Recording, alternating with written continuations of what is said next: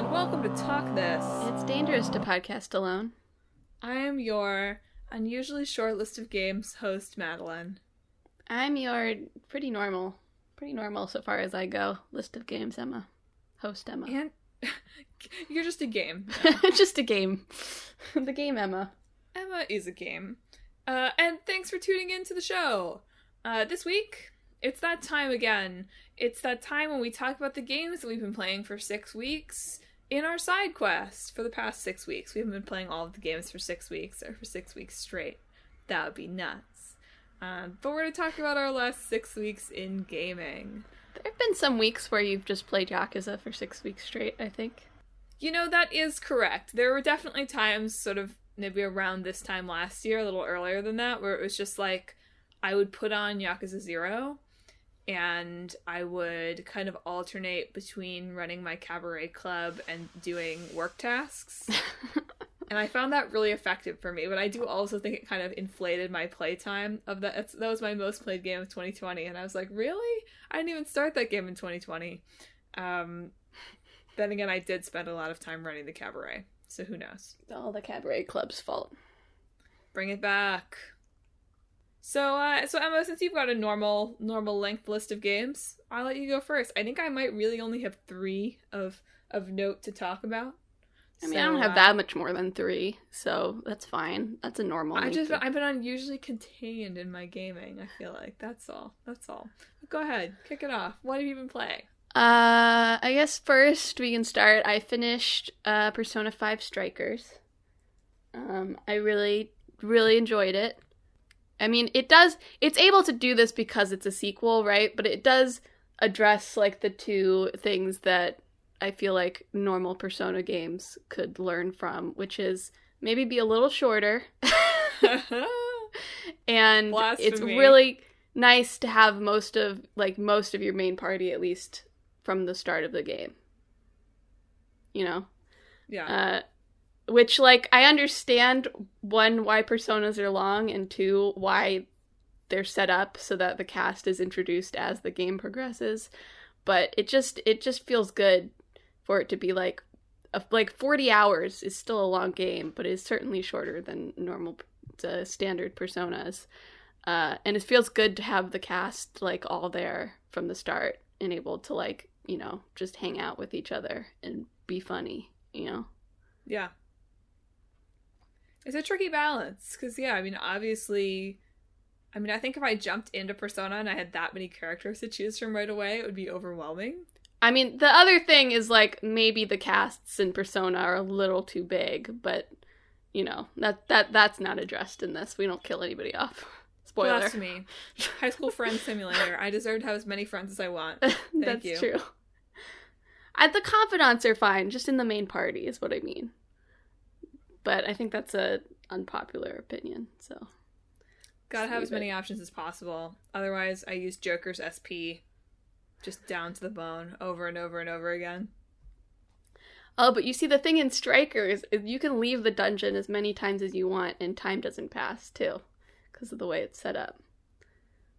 So if you're really low on SP, you can just leave and come back immediately, and you'll be all fixed up. That's cheating. No, it's not. You just admitted to cheating. It's not cheating if it's in the game. Okay. Speaking of being a game, though, the, like, sinister app in Persona 5 Strikers is called Emma. And yes, this is deeply unnerving. You're actually listening to DLC for Persona 5 Strikers right now. Yeah. Emma is, in fact, the computer program. It's me. She's not real. The app Emma. Here to solve your problems. Is Emma an app or a game, as she introduced herself at the beginning? Or more of an experience that hosts other experiences? Could not tell you. But yeah, I really, really enjoyed it. I thought the 2 new characters were really interesting. I thought that the different villains added a bit more complexity beyond what just Persona 5 did. Like, added some, like, thoughtfulness to the Phantom Thieves for feelings, Which, like, there's nothing wrong with Persona 5's, like, straightforward, like, yes, beat up the bad guy, you know, that sort of very satisfying, like, fantasy of being able to fix society by punching things, you know? Yeah.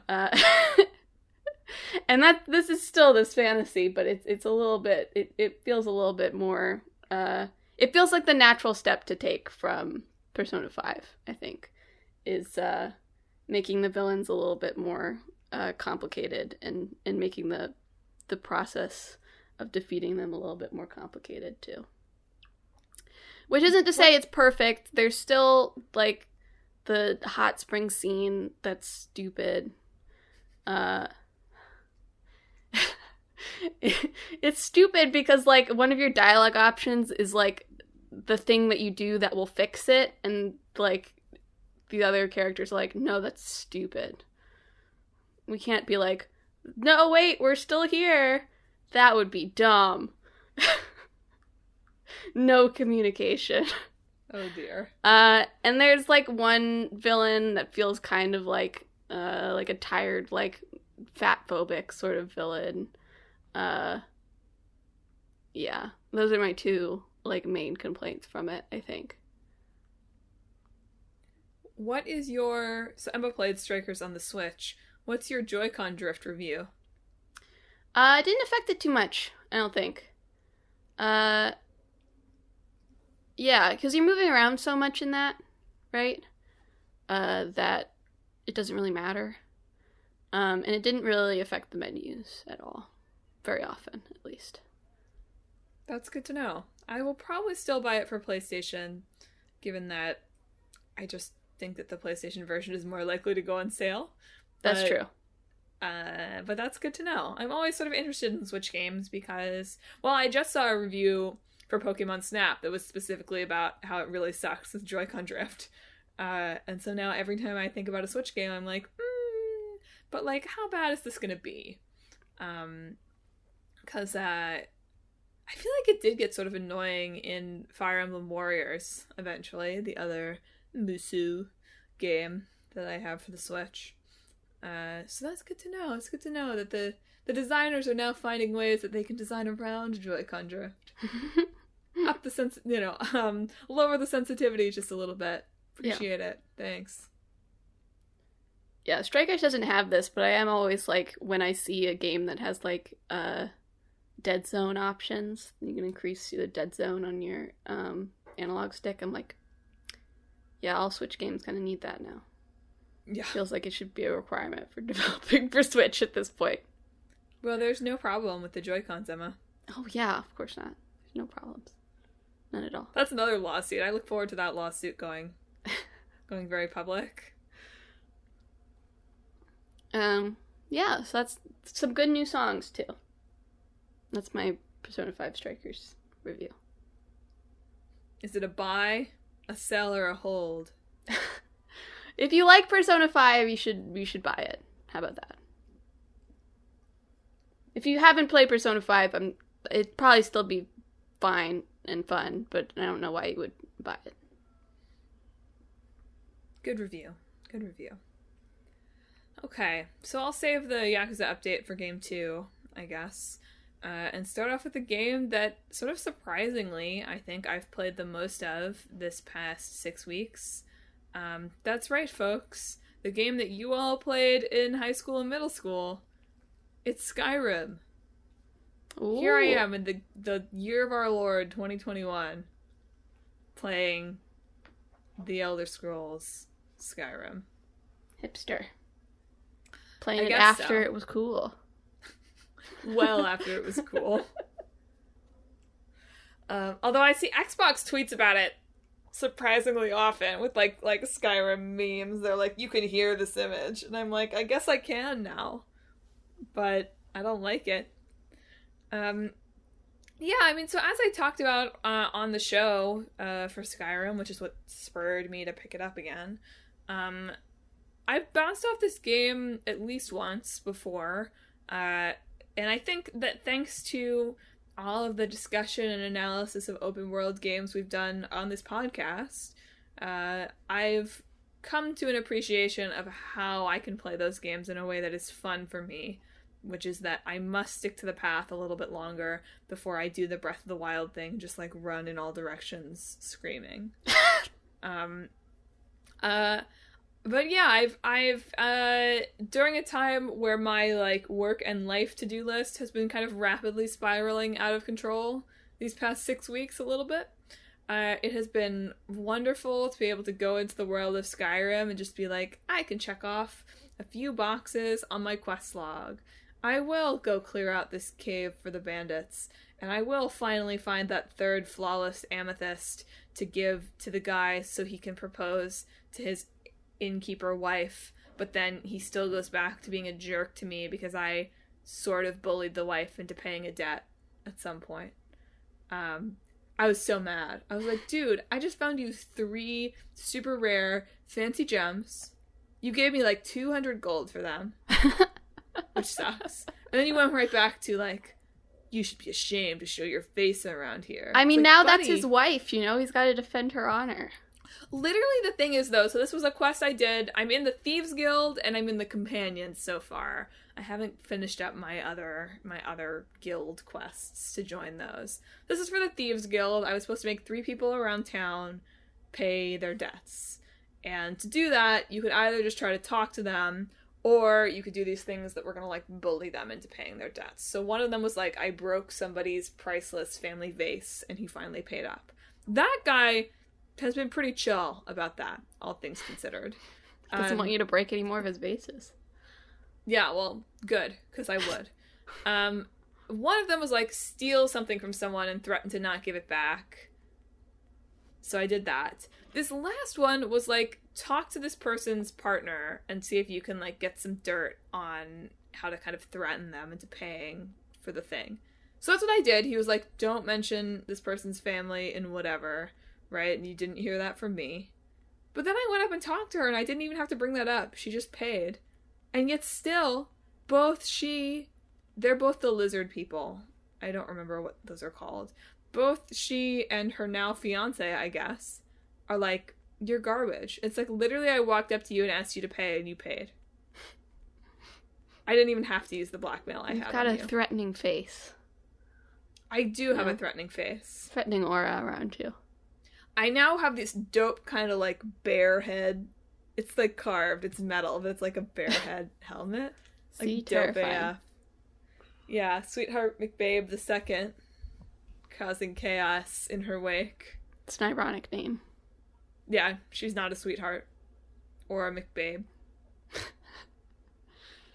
Is she even the second? World may never know.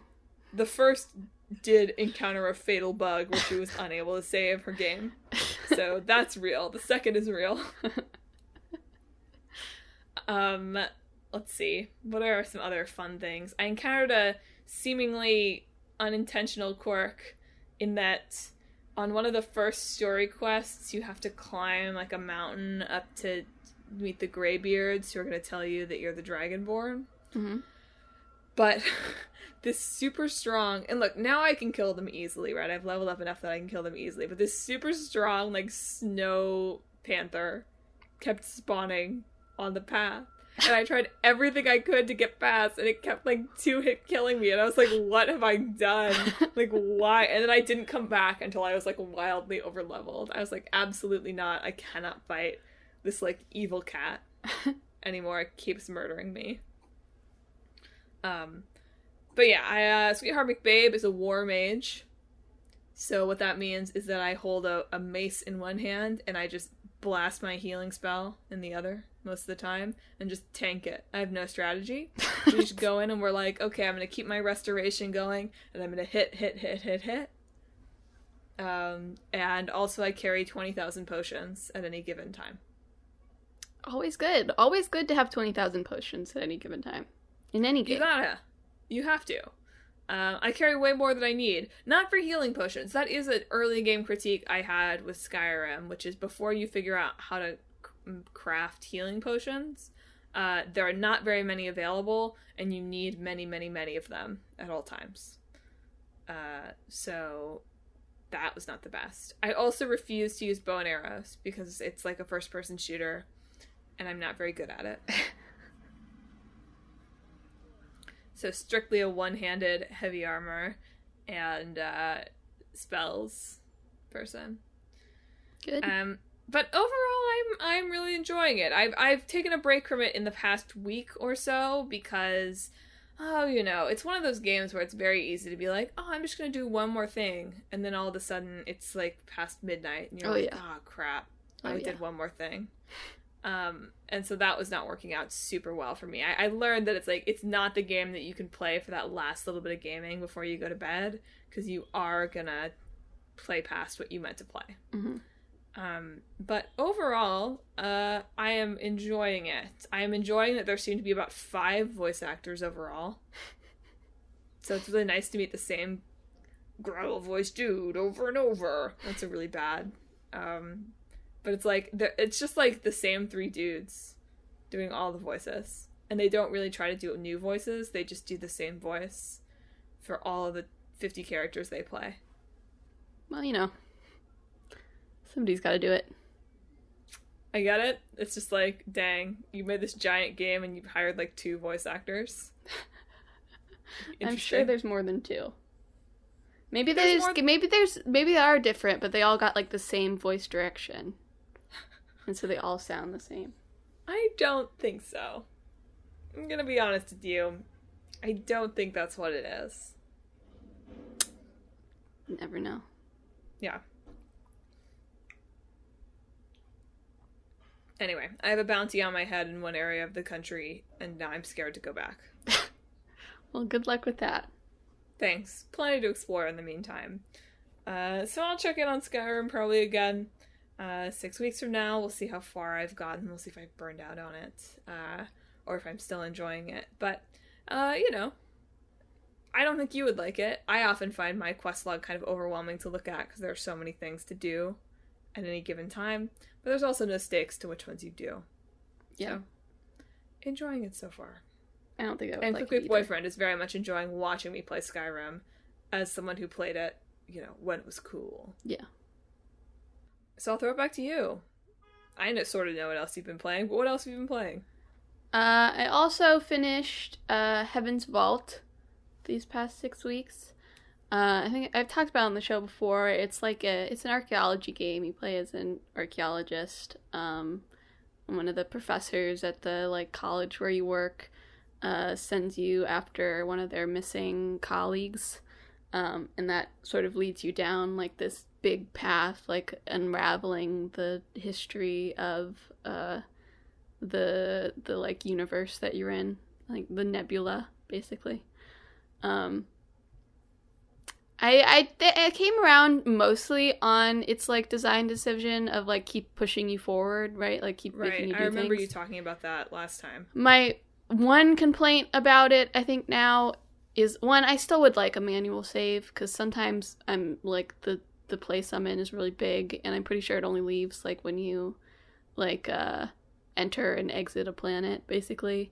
And sometimes I just want to save in the middle. But that's just me. And then the other one is I wish they would let you choose when to proceed to the ending. Because I just sort of face planted into the ending accidentally. And I was like, no, there were more sites I wanted to go look at. But once you start the ending thing, you cannot back out of it and come back to it. Yeah, I always appreciate a character firmly staring through the fourth wall and being like, I don't know, have we stocked up on all, yeah, because it does this. They're always like, oh, maybe we should all hit the convenience store.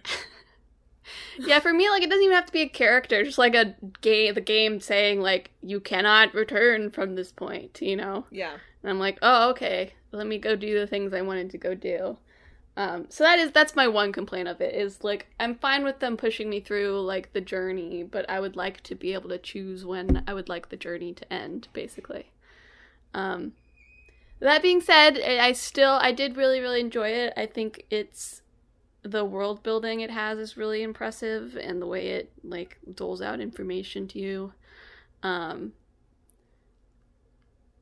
There was one point where, like, I accidentally, like, overwrote my robot's consciousness with another one. And so I went to Google, like, can I get 6 back, please? And apparently you couldn't at first, and then people asked about it on, like, the Steam forums when it came out on there, and they were, like, suggesting, like, isn't this, like, a logical way that you could get 6 back? And the writer was like, oh, yeah. That is logical. And so they added that in, which is good, because I think I would have stopped playing otherwise. Gamers for good. Yeah. But yeah, I really think I would have... I really didn't like that, so if I hadn't been able to undo that, I think I probably would have dropped it.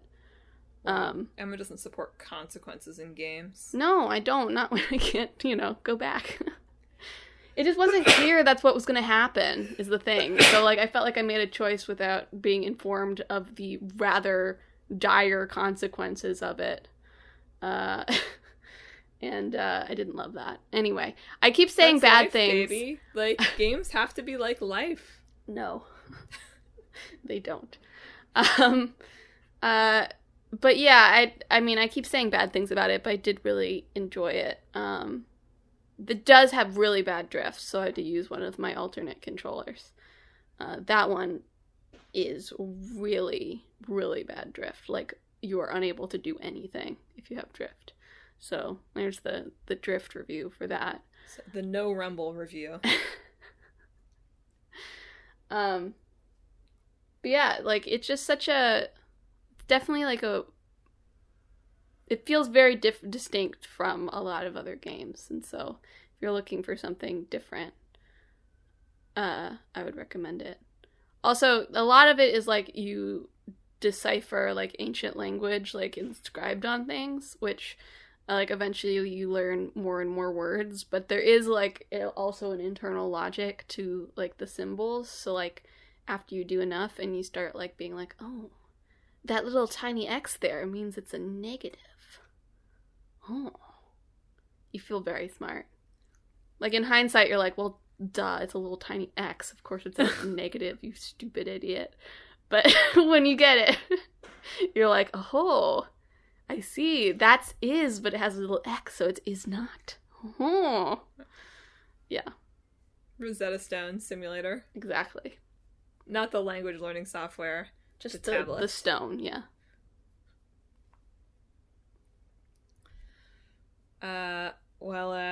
Speaking of language learning software, I guess. I don't know. Whatever. It's in Japanese. Yakuza 5. So last time, I think that I had started, like, the Haruka story for last time. Yeah, you had. So I finished the game. Surprise, surprise. So I was, like, halfway through last time, I guess. So I played through this time, the Haruka and Akiyama have a bad time in Osaka part of the game. And then, as everyone's favorite baseball star, Shinada. And then through the end. And I really enjoyed Yakuza 5 overall. I mean, look, it's too long, right? Like, let's just be honest. This game is too long. But I did enjoy every individual part of the game.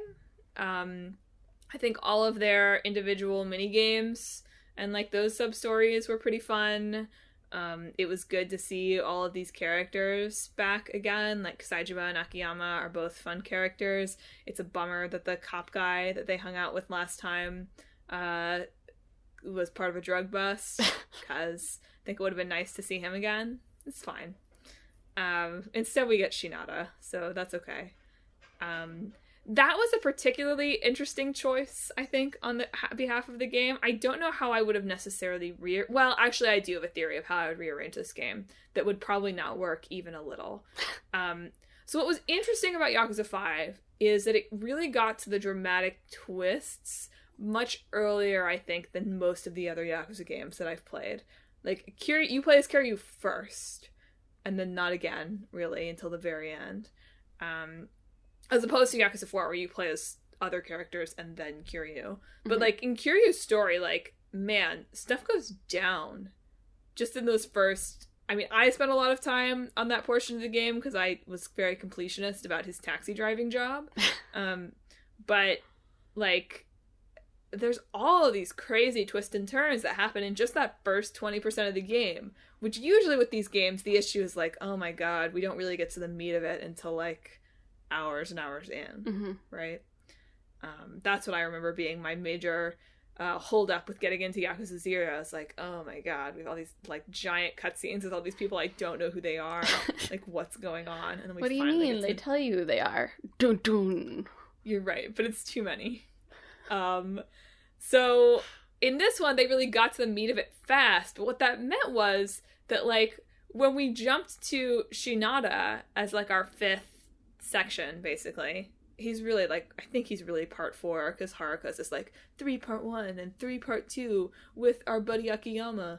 Or maybe you play as Akiyama again somewhere else. I'm feeling very dumb. I can't even remember this game anymore, because there's so much going on. But you jump to Shinada, who's like, who is this? Like, everyone else you've played as so far is like, I know who this is. I know their connection to the story. Shinada is a washed-up baseball player in his 30s, living in an entirely new city, working as a nightlife reporter, who seems to have no connection to anyone at first. And it's like, this is our last character? Like, stuff's going down.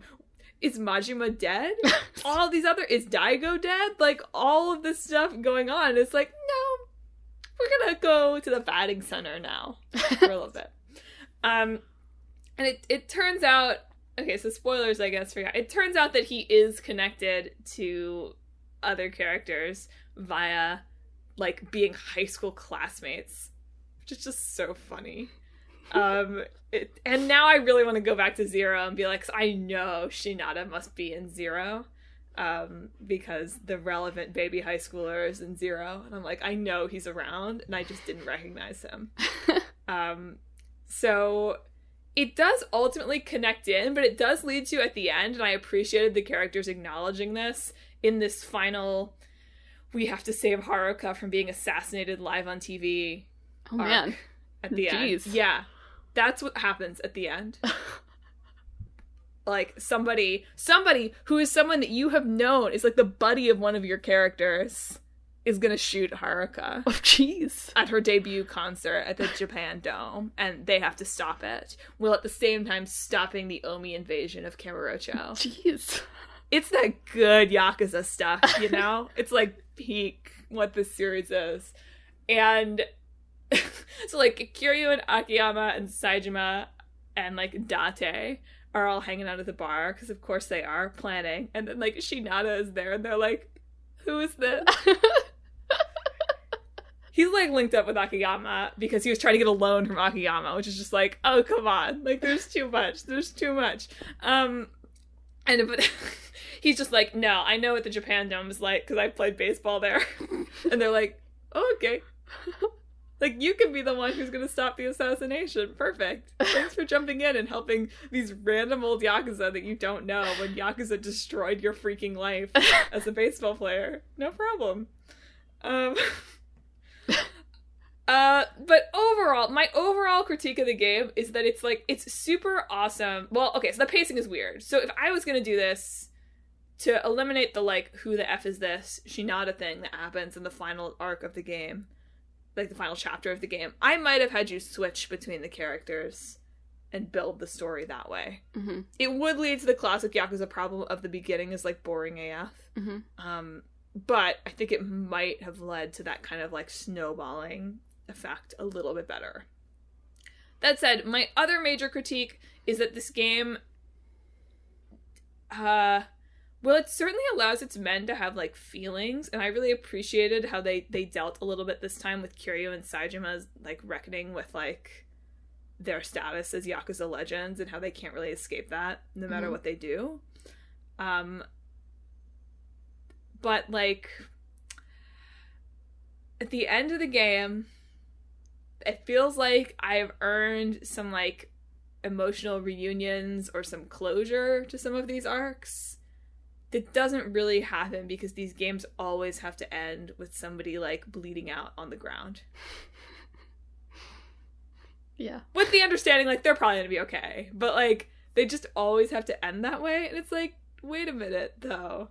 I want to know. There's like Majima was dead the whole game. Majima was dead the whole game and was like willing to like let Saejima kill him so that Haruka could live. It's like, we're not gonna address that? We're not gonna do anything with that? We're just gonna go on to the next game? No! Or like, Shinada is like crying in the back of the stadium about having found a new family. Baba crying about having found a new family. We're not gonna do anything with that. I just wanted a big party where they all cheers at the end. I feel like I earned that. Maybe Yakuza 6 will give you that. You never know. I don't think it will, but thanks. Anyway, Yakuza 5, I feel like Yakuza 5 is sort of polarizing online from what I've seen. I think Yakuza 5 is like up there as one of my favorite games in the series because it's just so like completely over the top. Hmm. It's like Yakuza all over Japan, in every industry. Hunting bears. Gotta hunt those bears as a Yakuza. Supporting idols. Driving cars. You gotta do it's all good those stuff. Things. I get why it saved the series in the West, because it's a good jumping in point. There's so much going on that it's like, okay, whatever, who cares if you don't understand? Just get on for the ride. So what's next for you for the Yakuza series? What are you gonna play next? So I guess next is 6. Partially because I've discovered that my PS3 controllers are like also massively drifty. That's excusable though, they are at least 10 years old. Yeah. So I need to I need to test them all basically, but I probably need to buy a new controller there. And now that the PS3 store isn't going away, I think I can pause on trying Dead Souls. Mm-hmm. But I'm really waiting for Yakuza 6 to go on sale. I know, It's only $20, but I bought like every game on super sale. I don't think it'll ever go on super sale unless you wait for a pretty long time. But it's been on sale before. I've seen it on sale before. Was it not on sale for like Golden Week? Isn't that? Okay, so I haven't looked for the Golden Week sale, but the big PlayStation Spring sale had every other Yakuza game on sale except 6. And I was like, this is the universe telling me to breathe for a moment. No, Madeline, you can't breathe, you know? You got 6 and 7, and then you could play Judgment before Judgment 2 comes out if you want. Yeah, don't I have to do 6 Judgment 7? I know it doesn't really matter, but shouldn't I do 6 Judgment 7? If you really want to do, like, release order, I guess. Well, release order is the only order, Emma. Haven't you been on Twitter? Judgment does not... As far as I remember, there's nothing from Judgment in Yakuza 7. I mean, fair enough, but they are bringing they're bringing the Yokohama map into Judgment 2, but I think that's just because they made it. You know. I mean, I already own Judgment. I bought Judgment like ages ago at GameStop. Well, if you already own it, then might as well play it before 7. It just depends. If I finish 6 and 7 is like on sale at the time I finish 6, I'll just go right in. Or maybe what I'll do is I'll get to the point in 7 where everyone is like, oh my god, you have to grind for like 20 hours at this point. And then I'll play Judgment. You don't have to grind for 20 hours. Just, you have to do the whole Coliseum or you die. Basically. Spoilers. Sorry. Anyway, not to say like, you should start with Yakuza 0, folks. But if you want to start with Yakuza 5, that's not a bad place to start, I would say. If you're willing to have, like, a little bit of confusion. Like, Kiryu's, like, he's a Yakuza legend. That's all you need to know. Let's start from there. Good.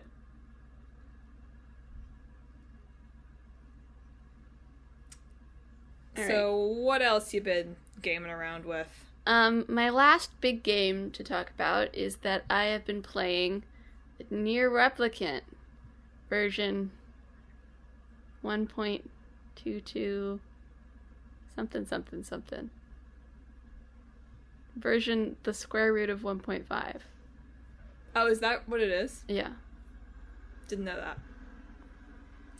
Yeah, that's what it is. So this is it's like in between like a remaster and a remake. It's like a director's cut, I think is perhaps what's best to refer to it as.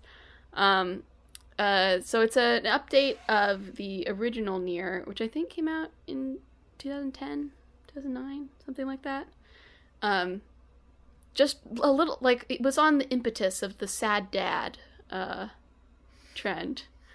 Which, so just to explain a little bit, the original Nier had two versions. It had Nier Replicant and Nier Gestalt, which it was just released as Nier in the West. The subtitles have sort of been added to help distinguish between them. So Nier Replicant and Nier Gestalt are pretty much the exact same game, except that the protagonist is either a brother or a father. And so the brother was the initial concept, and then there was some, like, overhead discussion of being like, people in the West don't like boys. Or, like, people in the West don't understand, like, being a loving brother or something like that. Basically, something to that effect, which is silly. Well, maybe not the brother thing. I don't know. Maybe siblings are less close in the West, or maybe that's less of a, I think that is less of a trope, at least, to have, that's like, what I was going to say, siblings. is whether or not it's true in life. I wouldn't know. I don't have a brother. But, like, I do feel like brother-sister relationships, at least in the anime that I've watched, seem to be much more of a thing that's like a storytelling device in Eastern media. Yeah, so I understand the brother thing a little more. That, like, the West won't like a pretty boy protagonist. Seems silly when, like, Final Fantasy was so popular over here. But, you know, whatever. So they came up with the idea of replacing a pretty boy protagonist with just the most god-awful man. Like, god-ugly is what I meant. God-awful ugly man to ever grace a video game. Papa Nier's beautiful in his own way. And he serves instead as the father figure instead of the brother figure. And that's the main difference. There's writing differences that do take that relationship dynamic into account. And the other relationships with the characters are also, like, slightly nuanced differently based on, like, the age of the protagonist. Yeah. Like, it's a little different. Beyond, it's not just like they swap the model and the script is all the same, but the major events are all the same. And theoretically, they're both canon, but I don't really care about that. That doesn't make any sense. So Gestalt was the only one that came to the West, but this remake is Replicant, which is the brother, and is now over here. They've redone the models. I've seen people be upset about that, and I think while it's fair to be like, I don't like the new model, saying, like, why did they change the models is silly, because I'm pretty sure at least all the girls have the exact same face in the original release. Also, it's Square Enix. They probably don't have the original models. Well, they would remake them. I just mean that the faces look different than the originals. Oh, I understand. I'm sorry. I was just making a joke about... They would have remade the models. It's just that they look different. Yeah. So I think, like, being like, I don't like the look now, but being like, why did they change them seems a little silly, because it's like, they changed them because everybody had the same face in the original, except for Papa Nier, who was ugly. I really can't overstate how hideous the man is. I don't see how they missed the opportunity to just do that in reverse. What do you Give mean? everyone Papa Nier's face, but you get a pretty face. That's funny. But yes, it's now the brother version over here. In addition to redoing the scenes and retooling the combat, the original Nier's combat was very clunky. But they brought on some of the people who worked on Automata to oversee the combat development, so now it is much more like Automata. It's not quite as good as Automata's, I think, but it's fine. It doesn't feel awkward. And so they did all that. They did a lot of updates. It's fully voice acted now. The same English cast, minus the Brother Nier characters, of course. And also added back in content that was cut from the original release. So there's a new chapter in the story that these were afterwards released like as short stories in a collection that never came over here. The Hostess Club stuff, telephone call, yes. booths. Yeah, the Yakuza minigames. No. Mahjong. There's a new story chapter with a new boss fight that was supposed to be in the original game, and there's also a new ending, which at least partially I think was supposed to be in the original game, but I believe has been updated a little bit. I haven't gotten there yet, so I don't know. But it's one I'm really enjoying it. I don't think I like it as much as Automata. But they feel very different from each other. Automata, I think,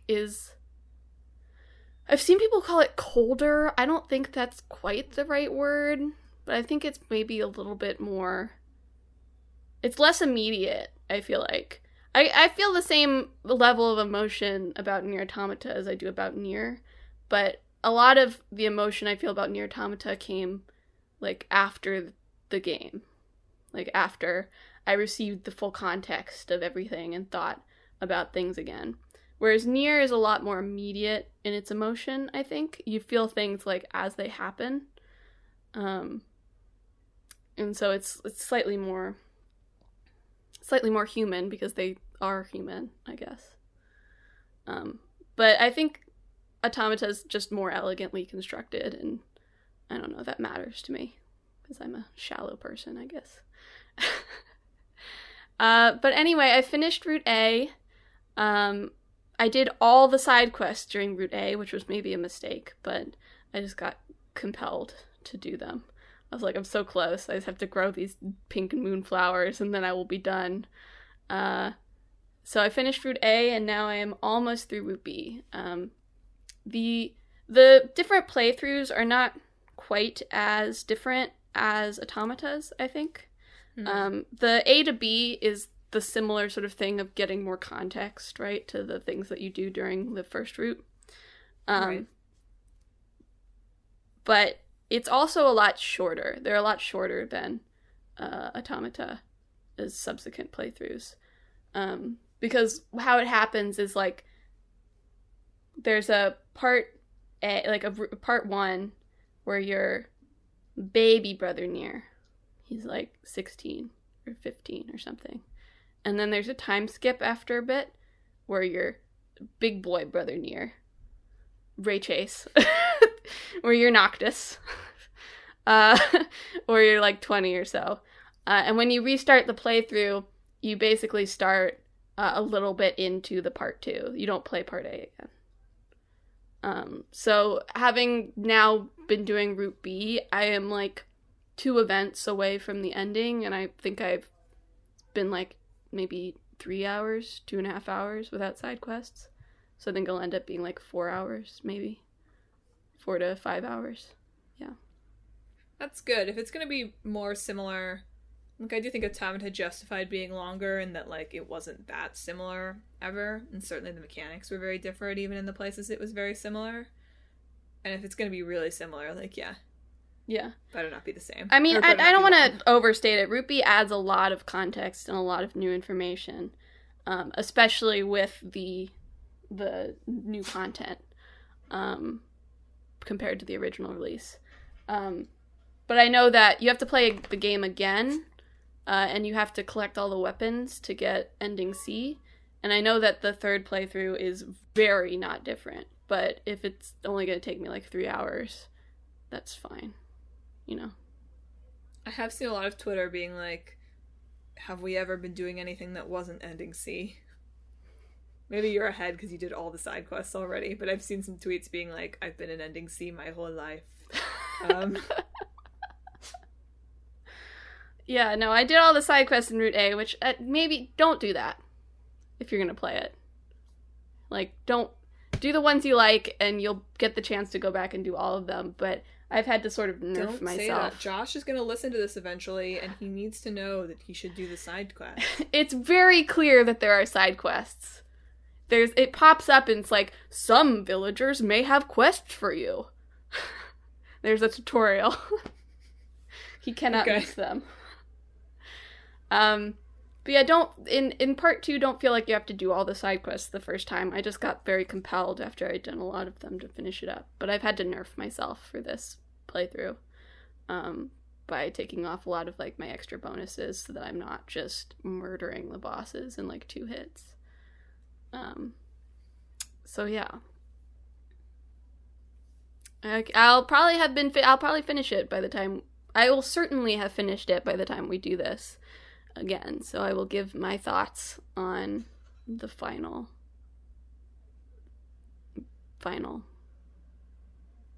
Nier. The final Nierning. I named him Simone, which is my usual go-to name for naming characters, so. Did he like that name? I don't know.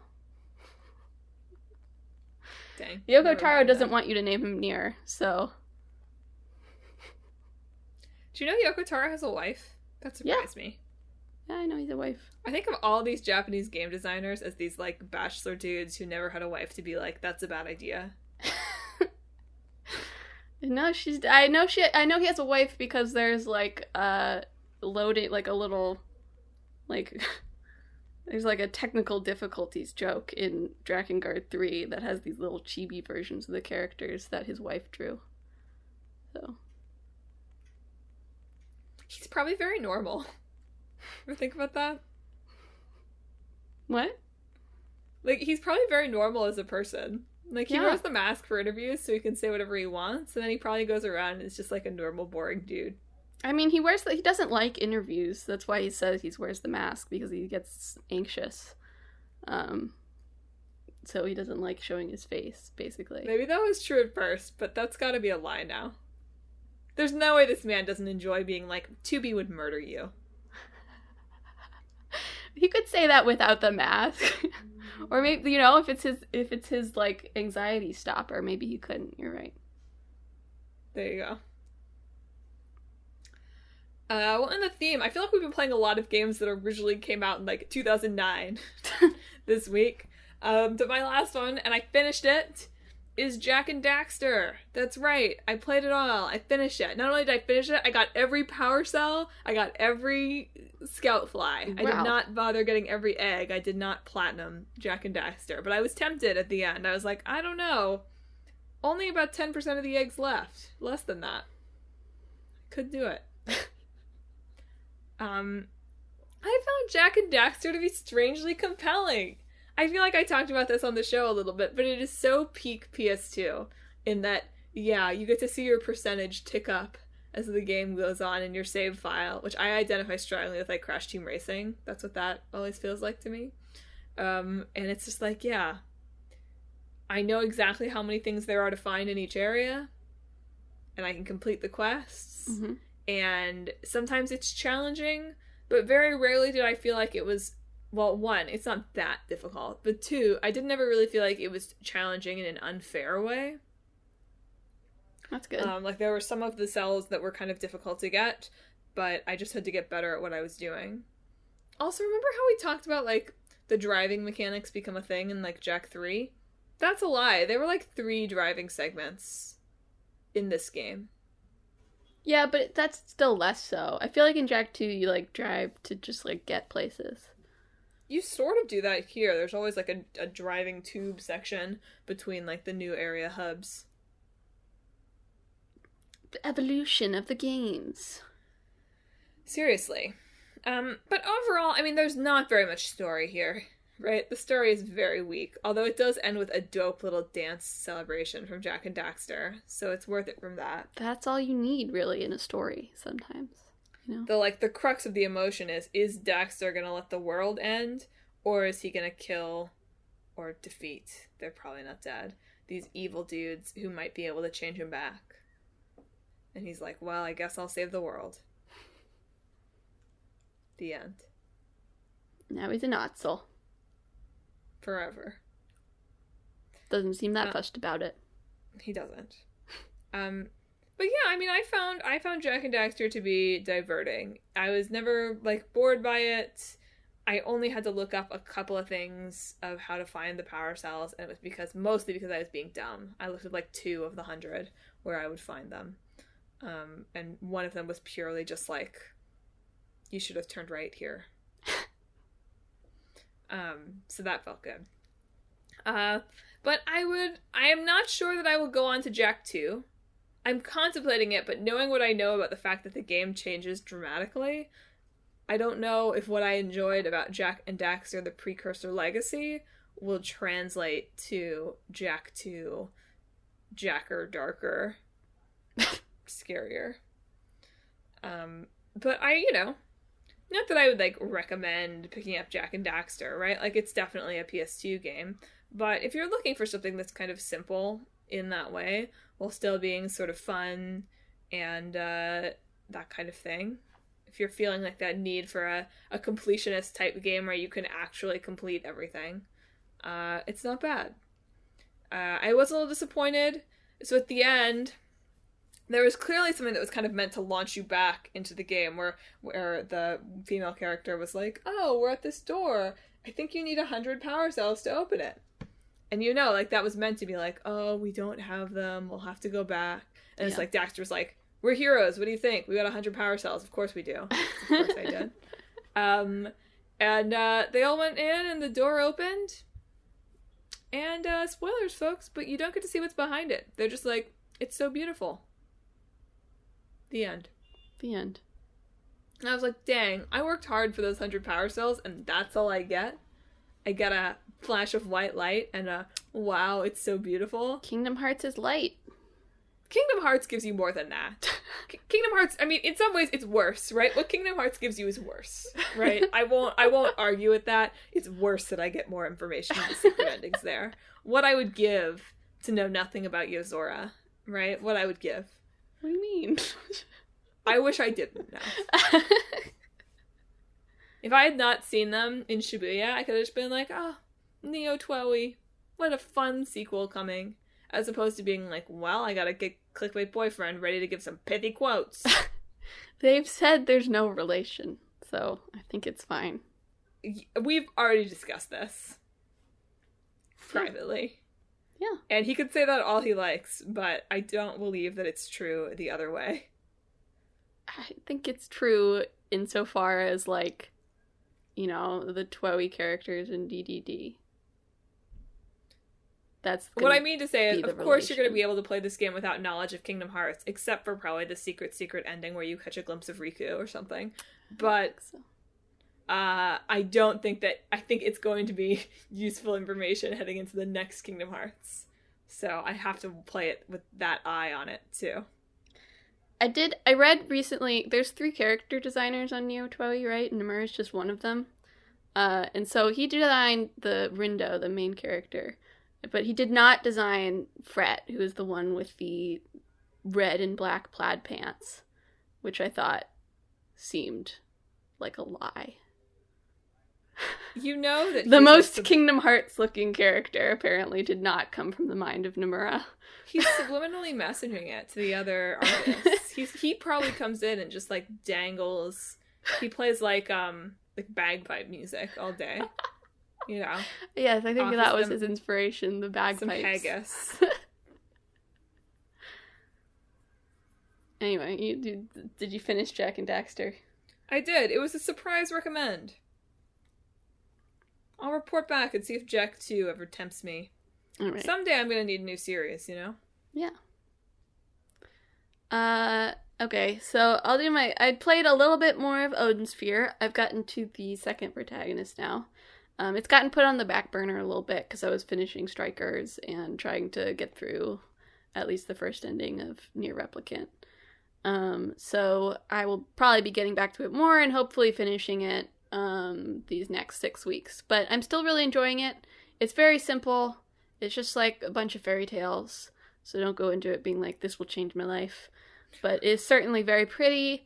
The story is it's a fairy tale, but it works, I think. The combat is fun.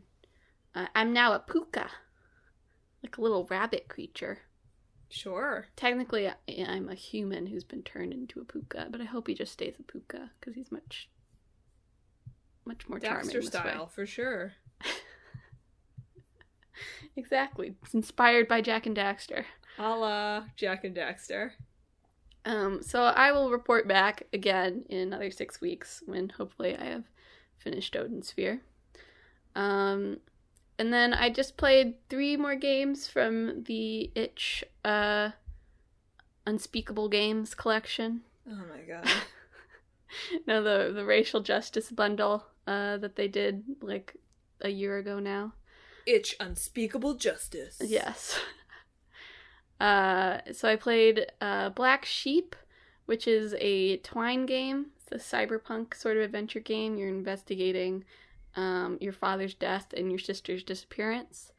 And it's like you're like stuck in a loop. So like every time you fail, you wake up, but you like retain the stuff and knowledge that you had from the previous one. Right. I'm stupid, so I got to the point where I couldn't figure out what to do. But I did like the concept and the writing and stuff. So if you're less stupid than me, go ahead and try it out. I tried Death Game Plus, which is it's mostly like a level editor thing with the concept where you're supposed to like create their puzzles where you're supposed to be the one who dies the fastest and then you win, the game. So you can use a level editor to make your own little levels to play. So it's cute. It's definitely, it's got its concept in it. It does it. And then I played Wide Ocean Big Jacket, which is like an hour-long little experience about like a family or like an uncle and aunt, their niece and her boyfriend going on a camping trip. Really enjoyed that. I thought it was really cute and made use of its little interactive things. There's a horror story that is told called The Rats in the Sink. It will haunt me for the rest of my life. Oh, I can't play it. It is one of the most disturbing things I've ever read. So yeah. But yeah, I recommend otherwise very charming little game. It's the niece's boyfriend is telling it, and like it'll stop every once in a while and you can like turn your camera around to like look at everybody's faces. And, like the 2 adults' faces like just start to get more like while the niece is looking like really smug, like hell yeah, he can tell a good scary story. It's very good. And those are the 3 games that I played. Well, I don't have that much. Do you have anything else on your list? I don't really have anything else on the list. No, that's all I got too. Well, dang. That worked out then. Yeah. Well, listeners, what have you been playing these past 6 weeks? Anything good? Are you in 10-foot tall vampire, undead, zombie? What even is lady? I think she's a vampire. Are you in 10-foot tall vampire land now? Yet? Have you been playing Nier? Have you, too, played a game that was originally released in the late aughts or early 10s and has since been remastered? Like me, that's all I play anymore, apparently. If so, or if you just have any other thoughts on the episode, hit us up on social media. We're on Facebook, Twitter, Instagram, and YouTube at Talk This Podcast. So hit us up there with any thoughts you've got, or anything good you've been playing, any game wrecks, any Rats in the Sink style horror stories you want to share, I guess. You can also check out our website, www.talkthispodcast.com, where you can learn all about the show, you can see the games that are in the hat for our main episodes, and you can check out the blog, featuring series Clickbait Boyfriend. My boyfriend is playing, Kingdom Hearts and Kingdom Hearts adjacent games, and Split Screen, where we are currently watching Coffee Prince and My Hero Academia, although new K-drama coming soonish. Let's see, what else? Oh, most important of all, you should subscribe to the show. We are on Apple Podcasts, Google Podcasts, Stitcher, TuneIn, Spotify, Pandora Podcasts online and on the app, Overcast, Pocket Cast, Podcast Addict, Podcast Central, any place, put podcast in a word together. You can probably find Talk This there. Next week, we are certainly talking about some games. We're talking about Psychonauts and Haven. Nice. I think you have Psychonauts on the PlayStation 3. I think I do too, so maybe I should order a controller sooner rather than later. Because they're very drifty. So stay tuned for that.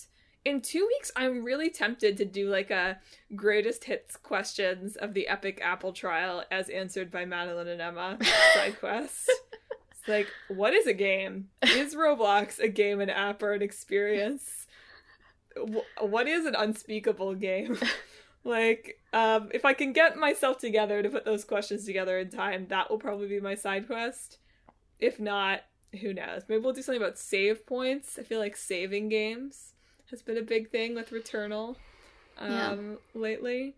But I do, if I can get that Apple Epic thing together, I want to do it, because that trial is so wild. It's crazy. And it'll be like just past when anybody cares about it in a couple of weeks, probably. That's how we roll perfect around here. Timing. Well, that's it for this week's show, folks. Thanks for listening. Emma, do you want to say farewell?